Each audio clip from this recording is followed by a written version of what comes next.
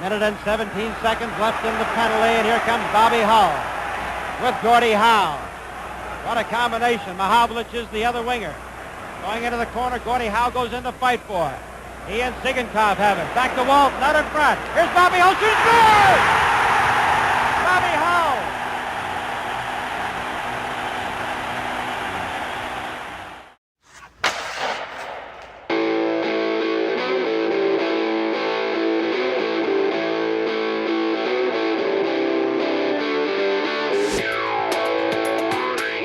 And now, ladies and gentlemen, boys and girls, a special hello goes out to the Director of Media for the Boston Bruins alumni, Mr. Mark Boland. Nice to see you, Marky.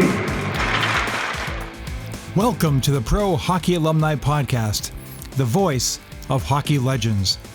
This is the classic hockey show for classic hockey fans.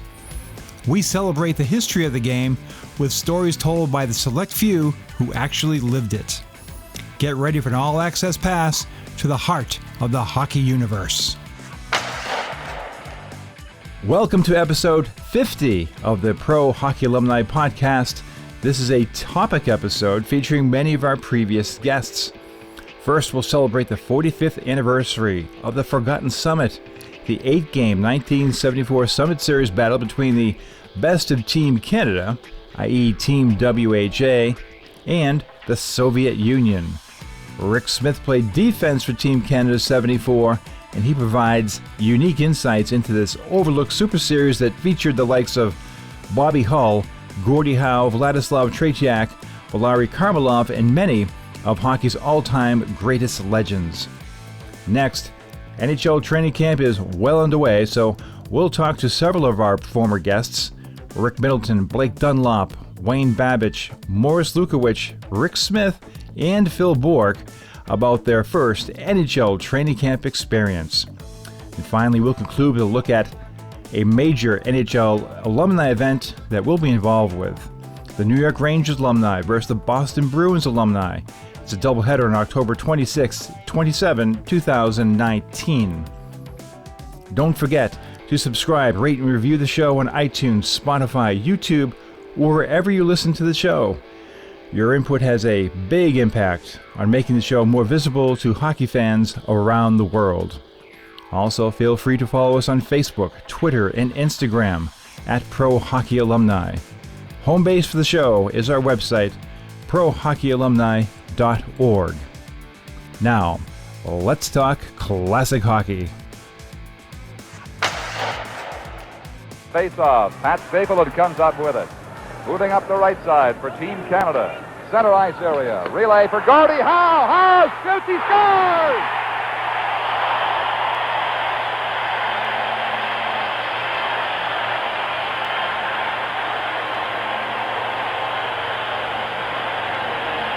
A great pass, but look at the burst of speed. He gets this pass here, and where does he put it? Right upstairs. Look how far Tretiak was out, yet he tucked it in up in high. If you were a fan of the World Hockey Association, the 1974 Summit Series between the best of the WHA and the Soviet Union was quite an exciting event. It was kind of a coming out party in a lot of ways for the WHA. They would have players like Bobby Hull, Frank Mihaljevic, Gordie Howe, J.C. Tremblay, Jerry Cheevers. So this was a pretty good amount of talent on the Team Canada roster. And really, as we'll discuss here, the roster, the talent on that team was not all that much less than Team Canada of 1972. I'm not saying it was even, but this was a good representative team that the World Hockey Association put out there. Of course, the Soviets were ready for North American competition after the 72 series, so no surprises there. The Team Canada team was led by Billy Harris, who was the head coach, and they had a 16-day camp in Edmonton to start it off. They played, 5 games against the Western Canadian Junior All-Stars, and they were ready to go. So the very first game was in Quebec City, and the Soviets were ahead 3-2 with a little over 5 minutes left, and then Bobby Hull tied this game. 5 minutes, 51 seconds remaining in the hockey game. Soviets leading 3-2. Canadians with Johnny McKenzie and Lacroix keeping it inside. Right in front. Bobby Hull!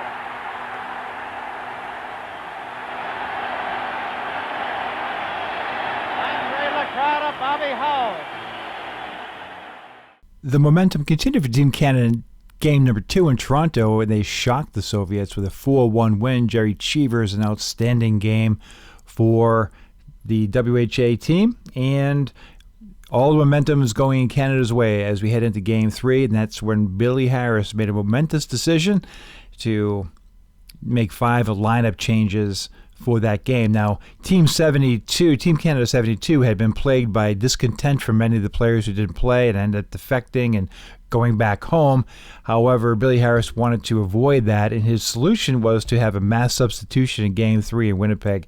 And if you listen to Paul Henderson, for example, he just basically said it took the steam out of the entire team. It hurt their momentum so badly. And they also felt like, hey, how seriously are these guys taking this at the management level? If we're in the middle of a series, we've got the lead, and they're having the substitution of 5 different players. Rick Lee, Brad Selwood sat.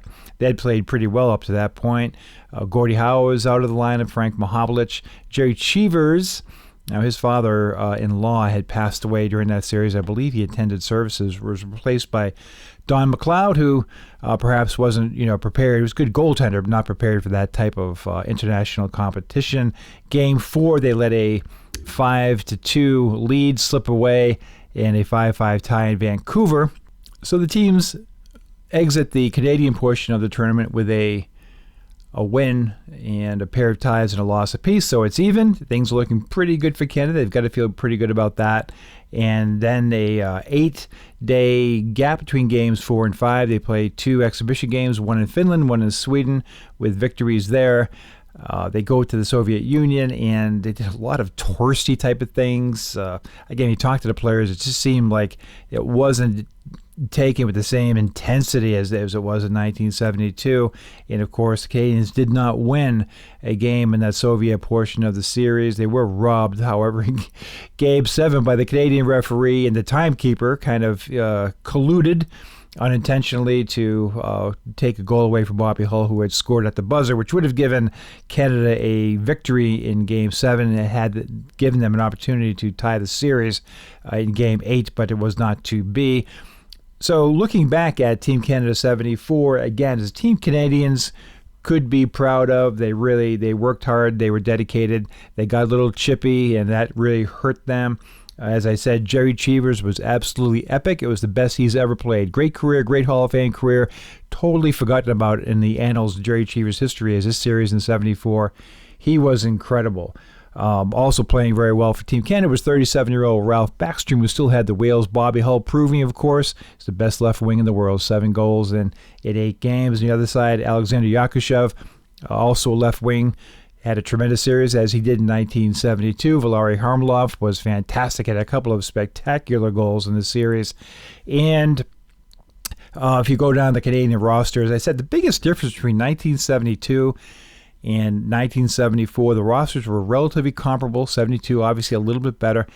The Phil Esposito factor, he was absolutely unstoppable in 1972. Canadians did not have a player like that.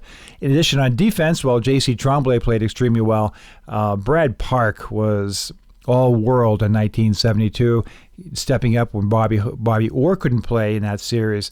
And there was nobody really of Brad Park's caliber on defense for the 1974 team. Certainly goaltending I thought was even a little bit better in 74, but Team Canada was also really hurt by some of the higher scoring players from the league. Mike Walton, Mark Tardif, Ray-Jean Houle, Serge Bernier, Frank Mahovlich, and even Paul Henderson. The guys just were not productive in this series. Nonetheless, as I said, a team Canada can be proud of, and I really enjoyed reflecting on this series by our good friend Rick Smith, who is always insightful, had a great story about how he was chosen for the team, and he kind of remembers almost game by game how this thing unfolded. So here's Rick Smith. There's nothing like playing for your country to start with. So when you're on Team Canada, and 2 years previous, Team Canada 72 won a last-minute, most unbelievable series. It is the hockey event of the history of hockey for Canadians. Right. So, you know, with Miracle on Ice in 80 and Jack McCartan in 1960 and every hockey series you can think of, wrap them up, and that might be close to what Team Canada 72 Russia series was. for Canadians. Right. So to be the next team to come along alone, it was such an honor to be involved with it. A side note there is the reason I was picked for the team was quite simple. They went to Jerry Cheevers, who was the best goalie in the league, obviously going to be the goalie for Team Canada. Then they said, who do you want on defense? And Jerry Cheevers said myself and Paul Schmier and obvious guys like Pat Stapleton and J.C. Tremblay, two other great players, Ricky Lee and Brad Selwood. But to be picked by your goalie, and as I say, the thread in my life of Jerry Cheevers in my life from day one, from training from the Vogue Lounge to Team Canada 74 to coming back to the Bruins. Again, Jerry Cheevers was a central figure. But in particular with 74, I was there, but I was there because of Jerry Cheevers saying, I want you on as a defenseman. So that alone is just you're in the clouds with respect to, wow, what am I, this is, what a thrill, is this ever scary? One of the guys said, Canada's with us, win or tie. So there was pressure. And again, now we're representing our WHA, which is a fledgling league, a bunch of renegades, a bunch of rebels and all that sort of thing. But it's business, and there's a lot of money on the line because we're a new league that still hasn't made it over the top. Some teams are folding, but you're representing your whole league so now you're representing your country, your league, and Jerry Cheevers. Right. But so it was a tremendous thing to be involved with, as exciting as you can imagine.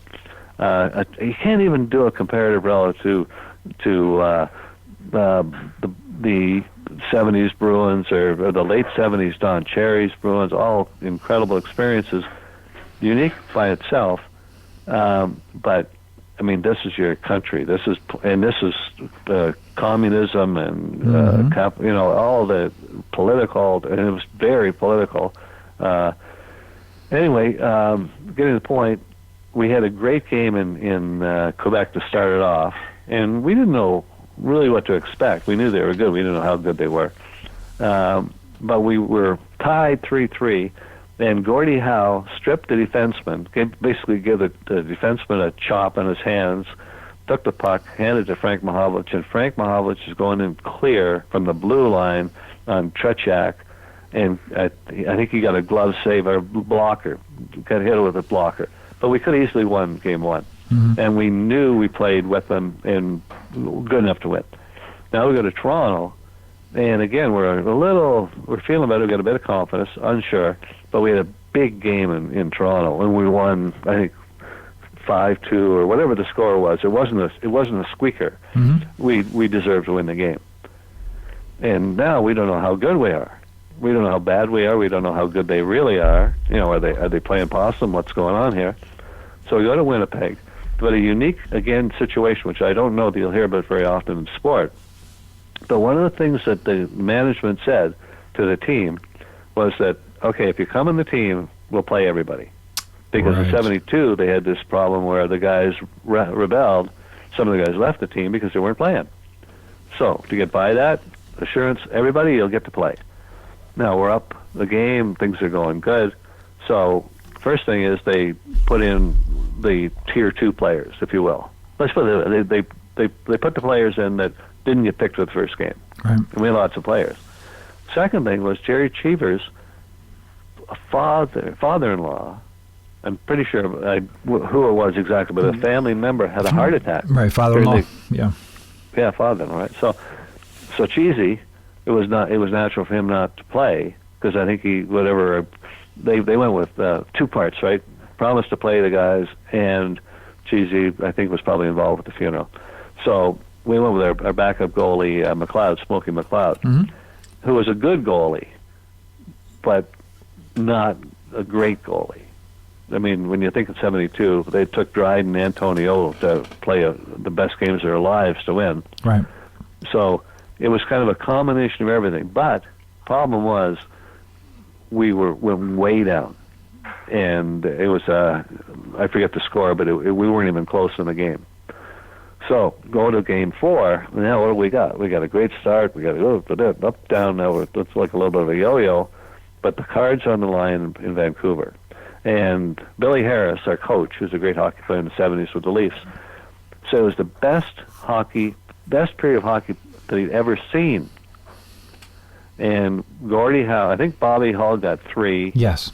Gordie and Frank scored.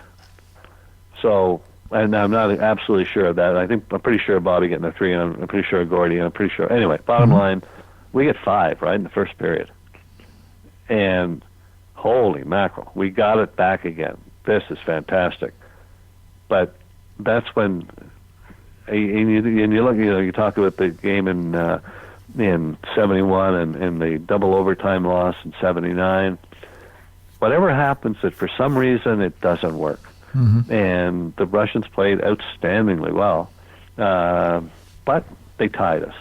You could say that's a moral victory, that we left Canada tied. But we thought we could have won 3. So where are you mentally? You're going to Russia, bad news. Well, so we were kind of all over the place, but the essence of the story is we take a week in Finland and Sweden and played some exhibition games, and instead of our team coming together and playing better, as they did in 72, we took a dip. Right. And Bobby Hull made the statement that the worst thing we did was to go on and spend that week. I mean, it wasn't a thing you could plan around. You kind of had to do it with all the logistics. Yeah. But Bobby's point, I agree with Bobby, is that if we just kept it going, we were going good. We had a great momentum. Theoretically, we could have done much better in Russia. And even there, Bobby argues that, and I agree with him, that I think it was game 2, we thought we tied it. I think there was supposedly it was the end of the game. I've kind of got vague memories of that, unfortunately, and I've got the tapes, but I don't like watching them. Anyway, they were a great team, deserved to win, no question. But disappointing, and we felt we could have done better. If you listen to the show regularly, you probably note that I often ask players about their first training camp experience. I find it to be really interesting. You're 18, 19 years old. All of a sudden you're thrown into training camp. You're going against grown men who you're trying to take the job away in some cases. You're playing with and against legends you may have watched on TV growing up. So what is that whole experience like? I always find that to be intriguing, like overcoming that fear and getting out there and proving yourself, especially at such a young age. And we're going to start with Wayne Babych. We, as I noted at the top of the show, we'll talk to 6 or 7 guys, but we'll start with Wayne Babych, and his biggest fear would have been my biggest fear, which was hazing. Well, he was able to avoid it in training camp and into the early part of the season. But again, I thought Wayne's memories and comments about training camp were very interesting, as it is with all these players. So enjoy these first training camp stories from the 1970s and 80s. Well, I was scared. I went into with the attitude I wanted to make that team. And they obviously, talking to Amo and Barkley, they wanted me to make it too. And obviously for a lot of reasons in their scouting program, I came into the best shape I've ever been in. I remember, as funny as it sounds, I was always afraid of the initiation that I was going to get. Oh, yeah. Sometimes. And it played a big part because I think I was in the top, I was one of the top scorers for the first couple of months in points. I was always up there, and I remember the veterans saying, whenever you stop scoring, it's going to be time. So that was a very big motivation. Well, I can imagine. It was kind of funny after I broke a couple of ankles, and right. That's when they got me finally. But I can tell you about that later. But anyway, I think, it was a very physical game. Coming to training camp 2 days, and I remember my first hit was against a guy named Steve Cabana. He was a very aggressive guy. He hit me, but I stood him up. Like one thing about me, which over the course of years, And I think my brother, obviously, his story, he's a very hard man to knock over. And my dad kind of, don't take pride in not getting knocked down. If you get knocked down, get back right away. And over the course of time, my balance was, I thought, that was one of my strengths, and it also helped me in reference to the to dancing with people out there. Didn't want to fall. And plus, the game was clutch and grab. There was a lot of grab, stick work and stuff. So the best place to be is be on your feet. And so when he hit me, we both went back, and it was like I was so happy I was still standing, but I was hurting, but kept on going. And and when we a guy named Harold Snaps.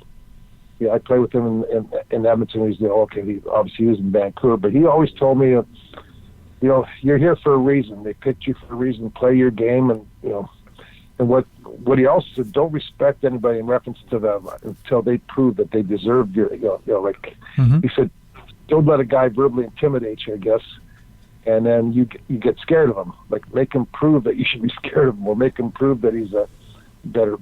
Just don't give them an edge. Like, battle with them and see what happens, and you could come out the better end, and that's what I kind of tell kids to today. Like, it's kind of like a positive thinking. Like, don't let people dictate what you want to be, and you do the best you can. And that's sort of how I went to training camp. I said, I'm making this team, and whether you shame me or not, like me now, is obviously never said that out loud, but I want to, again, it goes back to, I want my parents to be proud that, all the work that we've all done to do this. And, my brother was right behind me. And that's sort of the motivation that I had. Obviously it wasn't the money in those things, but it's just, saying I played in the NHL.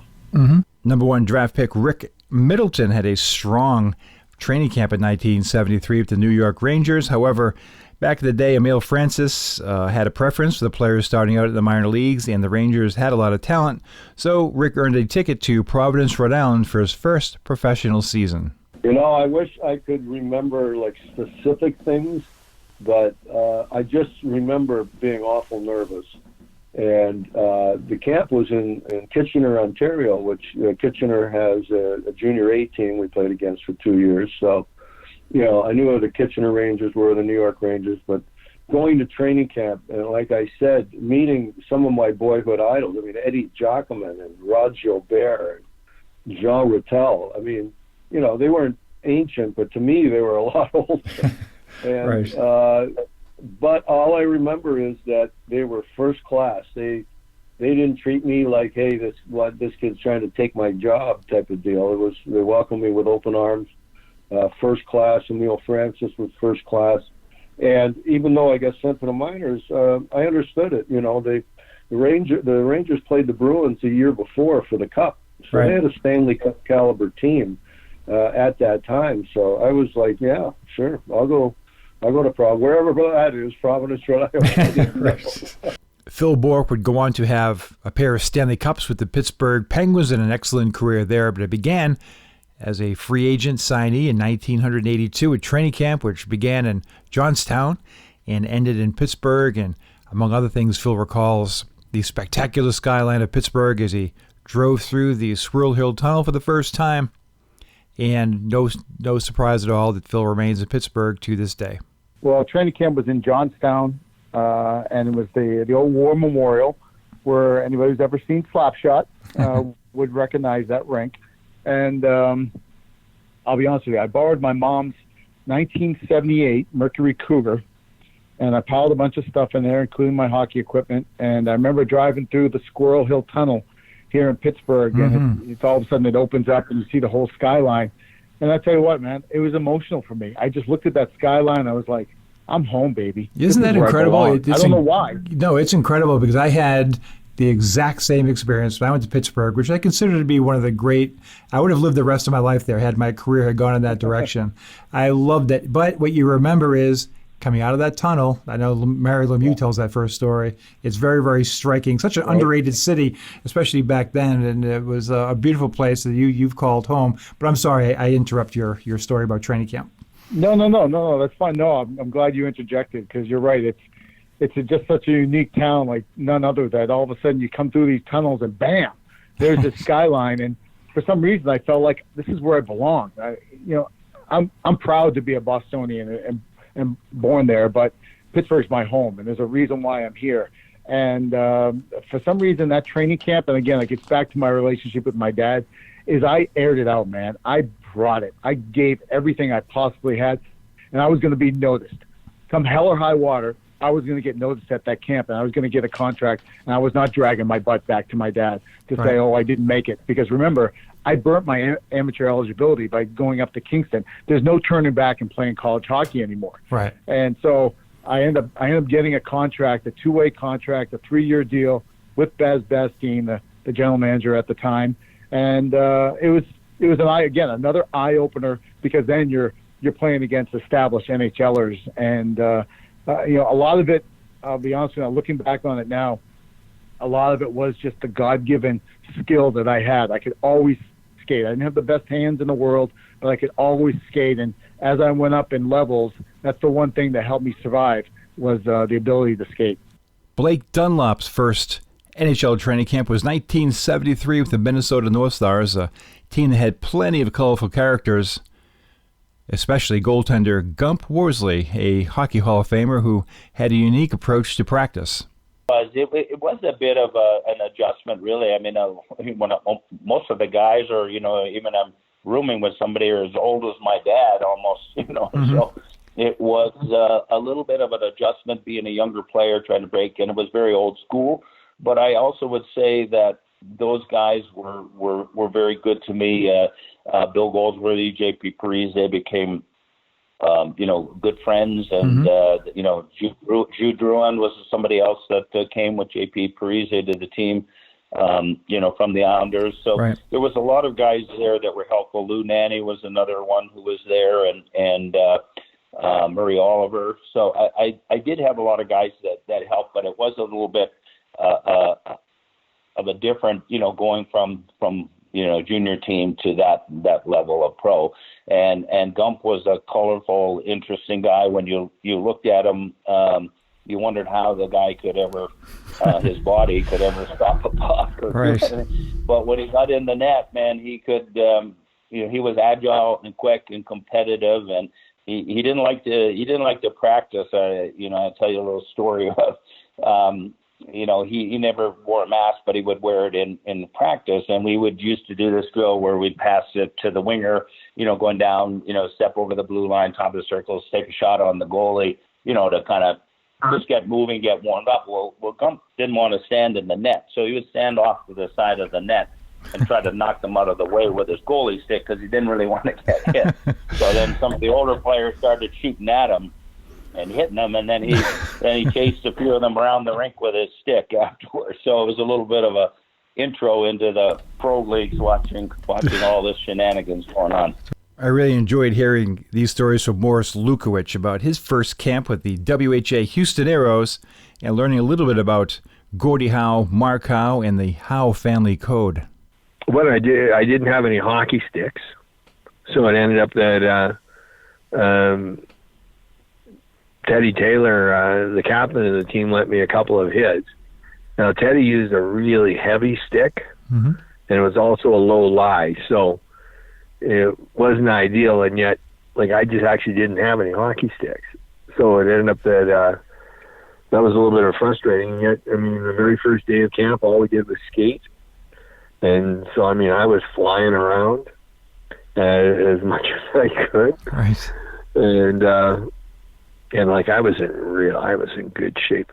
And, that was at a time, that was the 1970, 76, 77, where guys were just starting to come to camp in shape instead of coming to camp to get in shape.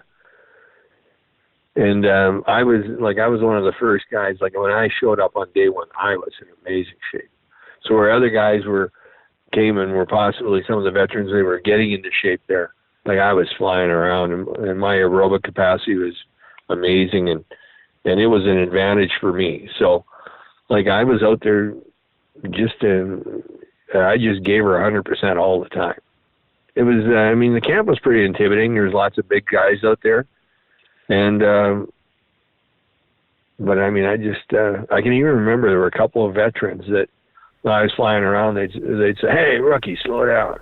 What are you doing?" And I'd slow down for a second, and then I would just put the pedal back to the metal because I thought that was the way I'd make the team. And it ended up the very first, and then the second day we scrimmaged. And this kind of interesting thing that happened was I was put on a right wing with Gordie Howe. So Gordie was center. I forget who the left winger was. It might have been John Tonelli, I think. But it ended up, I remember standing at that face-off dot thinking, oh my gosh, like, this is amazing. Like, Gordie Howe, I'm on the line with Gordie Howe. It ends up, we get the puck and we get down and they're in, we get a shot on the goalie, and we go over and face off to the goalie's left. And I'm a right winger, so I line up on the boards, and it ends up I line up right beside Mark Howe. And it ends up that I kind of look, and I remember thinking to myself, wow, Mark Howe, this is incredible. And right at that moment, Mark takes and just spears me. Like, he buries about 2 feet of stick into my left leg. And, he was, every dog marks its location. Mm-hmm. Well, and that's what he was doing. He was a left winger, and so he ends up just spearing me. And so it ends up, I'm going after him, and to have a scrap, he kind of skates away, and I'm going after him. And a guy steps right in front of me, John Shella. He was a defenseman, and he says, "You don't want to do that." And I said, "What are you talking about? He just speared me. I'm just going to go and take a strip out of him." And he says, "You don't want to do that. Gordie will get you." And it was my first experience of finding out that how Gordie protected his boys. And so I just said to John, I said, "Really?" He says, "Yeah." And he says, "Gordie will get you. Just forget about it." So it was amazing. Like, John just passed away here about 6 months ago, and I can still remember so clear how he stepped right in there. And he just said it quietly enough that only he and I could hear, and maybe Gordie could too. Anyways, and I just said, "Oh, okay." And so I just backed off.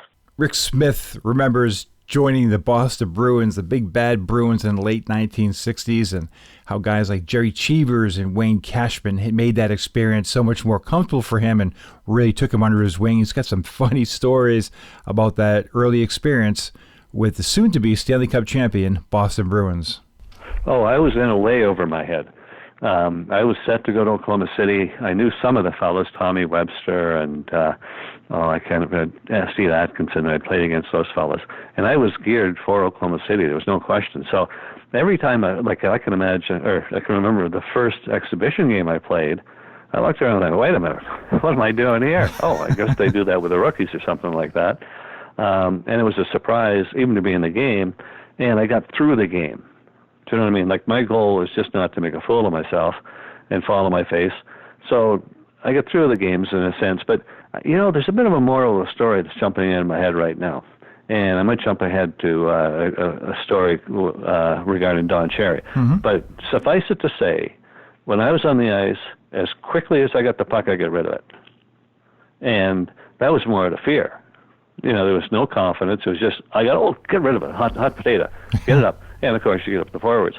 But the story that's associated with that is that one year playing for Don Cherry, I had what they call gamekeeper's thumb. And that's on your thumb, and as you look between the thumb and the forefinger, there's a ligament that ties the thumb together to the hand, and the gamekeeper would be choking chickens. Mm-hmm. So a lot of pressure on the thumb, tear a ligament. Anyway, I had that strange injury. So when it happened, I couldn't move my hand I couldn't hold a hockey stick or anything, and they put a cast on it. And I think they said 4 to 6 weeks, something like that, as a ligament would be. But anyway, shortly thereafter, they said, can you try just a playing cast? You got to be kidding. Mm-hmm. Why would I have a playing cast when I need a cast and I can't hold my stick? But sure enough, I mean, how do you say no? Of course, yeah. And I think that's the one thing that Don Cherry, when a player would, put himself on the line, that's when he kind of said, hey, I'm with that guy. Right. And in my case, so I'm playing with the cast on my hand and thinking, well, this is going to be a short adventure. So I got in. But the same thing is at the beginning of training camp, when I had the puck, bing, I got it right up to somebody, or got it out. So my job I didn't have to be the skilled player like Bobby Orr or Brad Park. All I really were concerned about was the puck getting out of our end. And in fact, as time went on, that's probably what got me through my whole career. It's a limited tactic or limited skill, but puck up over the blue line, that's all that mattered. Anyway, when my injury was, I'm so happy, I'm going to get my cast off, and I'm just thrilled, right? And Don came to me and said, Rick, I'm not allowing you to take your cast off. And I said, what? What do you mean? I've been just scrimping through the games, just barely getting through, and you want me to keep wearing this cast? He says, yeah, I've never seen you play better. Isn't that something? That is funny. But to carry back to this training camp thing, so I got through the games, and again, I'm seeing the guys filtering on down to Oklahoma City. They were leaving with their cars and their trailers. And they said to me, okay, Rick, you're going to go to Boston with Bobby Leader, who I had watched play in Kingston when he was a minor league player with the Kingston Frontenacs. He played for the Bruins. So here I am in this car with a veteran player thinking, what are we doing here? And I can remember the drive was down, it seemed to be at night or something, and I'm in total darkness, wondering, where am I going? What am I doing? I had no plan for this at all, or wasn't ready. So then we show up at the Madison Hotel. And have you ever heard stories of the Madison Hotel? I have not. Well, I think it was the first building I ever saw imploded. Oh. The implosion thing. And they couldn't do it soon enough. It was right beside the garden. So we went down the lobby, and then you walked in the North Station. Mm-hmm. And it was a beautiful old building on the outside, but inside it was just a wreck. And I think it was kind of like one of those, it should be demolished buildings, but for some reason they decided to redo 2 floors in it. I mean, it was probably a 20-story building, but there were 2 floors that were livable. The whole team is in training camp at the Madison Hotel. Mm-hmm. And I'm looking around and going, this is really scary. So anyway, I thought this is going to be a short adventure. But as you say, injuries stepped in, and it was odd as could be that Gary Doak was hurt, and I think it was a groin that probably took a 6-week thing. But even at that, I wasn't the best defenseman to be there. But another peculiarity, Barry Gibbs, the previous year, who was their number 1 pick the year I was picked, Barry Gibbs had been up the year before. And Barry Gibbs was just a heart and soul hockey player, a great player, right-hand defenseman, and just a tough guy. Everyone knew a number 1 pick sort of thing, and number 1 pick overall. So it should have been him. But having done it the previous year, and the 5th defenseman basically sat on the bench and watched, because they played 4 defensemen. Right. And every once in a while, if it didn't matter that much, they'd throw at the guy to have just a feel for the ice, to get credit for the game or whatever it was. Anyway, Gussie said, I'm not doing this. I'm not staying here. So all of a sudden, that was kind of a shock for the Bruins probably. So he's off to Oklahoma City, and they looked around and they thought, wow, gee, we don't really have anybody else we want to do this with. Tell Rick to come on. What the heck, And that was pretty well, that story kept going. As I say, we stayed in the Madison for the whole team. And then Jerry Cheevers, and Jerry Cheevers is really probably the most important character in my whole career. But in particular, Cheesy said and Cheesy was, even in training camp, was really good to me. Mm-hmm. As well as Eddie Johnson. The 2 goalies were just like godfathers and big brothers and family. But anyway, Cheesy said to Ace Bailey and Wayne Cashman, he said, the house I'm renting isn't ready to rent yet, and my wife's having a baby, so how about we share we'll get a great big hotel room, a suite, up on Route 1 in Saugus. And Cheesy and Cash, Derek Cash, and they said, oh, yeah, gee, that'd be great. Yeah, we'll get out of this hotel, and we'll up there. Oh, yeah, beautiful. So then they said, well, can we bring Ricky along? Another very important person in my career was Wayne Cashman. And when we're from Kingston, and when it came time for me to my first training camp, Cash called up and said, can I give you a ride to training camp? Wow, you're not kidding. Because I played with his brother, but I didn't really know him. He was an idol, a few years older than I am, and just an idol. So here's this idol saying to me, do you want to ride to training camp? And after that, we get there, and he introduced me to everybody as his friend. It wasn't just, here's this guy. What a difference that makes. Oh, it was enormous. And Cash was always there to protect. But anyway, I could go on and on about Cash for the next hour and a half. But in essence, Cash said, well, how about we bring Ricky along? Kind of like bringing along the dog, Well, hey, we got a dog, So the best part, now we're staying in this place called, some hotel on Route 1. But I figured out why. The next door to this particular motel was the Vogue Lounge. Mm-hmm. Now, that doesn't mean a lot, except it just happened to be Cheesy's favorite bar. Oh. So I didn't really drink. I might have had an occasional beer after a game or whatever. I can remember, and I'm, just one beer. No, I can't have more than one beer. Just have one beer. So now all of a sudden I'm with the Bruins, who had definitely more than one beer at a time. And we're in this Vogue Lounge after practice. The whole team was in there, and they're playing liar's poker and, just doing the various things the guys would do in a training camp, bonding, you might say. Anyway, I'm looking around, I'm thinking, holy mackerel, this is kind of scary. Like I had my half a beer, and what am I going to do? So I said to Cheesy, I said, when are we leaving? He said, we're not. So that was an education. Anyway, it was, as I say, I was kind of like if you're on a train, I was kind of on the top of the caboose. I wasn't even in the caboose, Fetisov for the Devils, plays it cross ice into the far corner. Matteau swoops in to intercept. Matteau behind the net, swings it in front. He's down! Matteau! Stefan Matteau! And the Rangers have one more hill to climb, baby! But it's Mount Vancouver! The Rangers are headed to the final! As noted earlier, we are going to be involved in a great alumni doubleheader, October 26 and 27, 2019, between the Boston Bruins alumni and the New York Rangers alumni. Now, here's the news release as we posted it on bostonbruinsalumni.com, and follow that for ticket information, updated game information, new participants, prizes, giveaways, things of that nature. It's going to be a great weekend. So here's the news release as noted.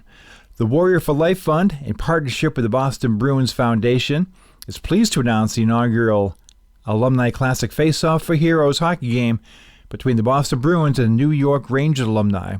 And that will take place at 1 p.m. on Saturday, October 26, 2019 at Bentley Arena in Waltham, Mass. And as noted, there will be a game the following day at Madison Square Garden between the two, which will provide more information later. The Alumni Classic Face-Off for Heroes benefits the Warrior for Life Fund and Navy SEAL Foundation hockey programs. And it'll feature NHL Hall of Famers Ray Bourque, Joe Mullen, Brian Leach, Glenn Anderson, Jean Rattel, Brad Park, and Rod Gilbert, as well as Bruins and Rangers notables Rick Middleton, Reggie Lemelin, Ken Linsman, Bob Sweeney, Andrew Alberts, Dave Shaw, Andrew Raycroft, Bruce Crowder, Frank Simonetti, Tom Songen, Ken Hodge Jr., Mike Motto, Mark Mowers, Dan Lacatour, Adam Graves, Ron Duguay, Brad Richards, Brian Mullen, Jeff Bukaboom, Stefan Matteau, Jay Wells, Steve Eminger, Tanner Glass, Colton Orr, Tom Laidlaw, and Steve Valquette are all expected to attend. The Warrior for Life Fund supports programs and infrastructure that helps military families from all service branches cope with unique challenges of combat, extended deployments, disabilities, and long-term lasting effects of the war through the game of hockey. So if you want tickets to the Boston portion of the event on October 26th, you can go to thebruinsalumni.com, and we'll have more information about this on episodes forthcoming up until the day of the event, and we'll be there at the event as well. Thanks for listening to the Pro Hockey Alumni Podcast, the voice of hockey legends. Just a reminder to please consider giving the show a rating and or review on Apple Podcasts. The link is in the show notes. These ratings and reviews help us become a lot more visible and make the show more accessible to hockey fans everywhere. I personally read all the reviews and greatly appreciate them all. If you have thoughts or suggestions for the show, you can contact us through our website at prohockeyalumni.org, or be sure to follow us on Facebook, Twitter, Instagram, and YouTube at Pro Hockey Alumni. Thanks for listening.